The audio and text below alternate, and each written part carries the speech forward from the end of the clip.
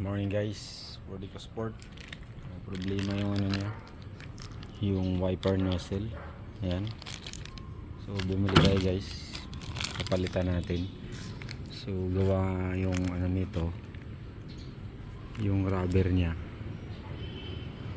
sira na, naglilik na sa loob ng makina. Ayan, matagos na.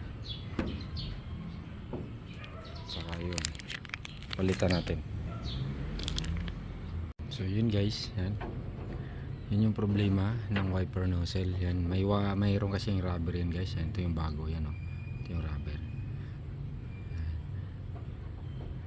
Pag yan ay nalutong na, ayan, may awang na yan. So nagdilik na yan dito, papunta na dito sa engine. So problema yan, cause ng ano yan, hindi na mag-aandar yung ano nyo, yung engine. So yun na guys, fix natin to. Okay guys, natanggal ko na ito guys, oh, na ano rin to, yung lock nya napuputol din yan, narurupok din yan overtime sa sobrang init. Yan, ito yung luma na wala na, kabila na lang meron. Yun yung problema guys. So kailangan din to ay chine-check to guys. Yan, wiper nozzle kahit anong sasakyan. Yan, ito yung bago. So yan, kabit na natin. So ganun lang kabit, dapat malinis siya guys. Ayan, ganun lang. Ayan, itong kabila, ayan, nakapix na pa rin kabila. Ayan, so yun guys, nakakabit na yung dalawa. Ayan, ayan, mahigpit, oh. Hindi tulad nung luma maluwag pag ginaganon na yung hose naman kakabit. Ayun guys, kakabitan natin. Ayan ang hose. Ano lang yan guys, oh.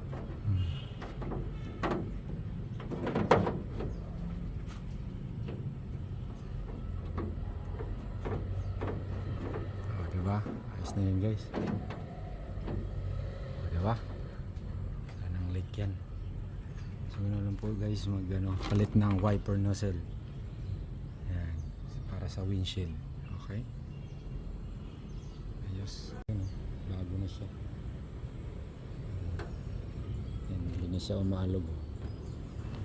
Kabit. Ayan, oh, wala nang alog guys, oh.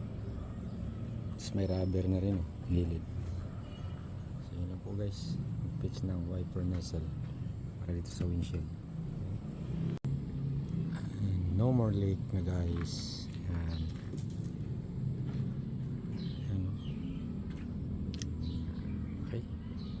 Hindi na mababasa yung engine kahit malakas ang ulan.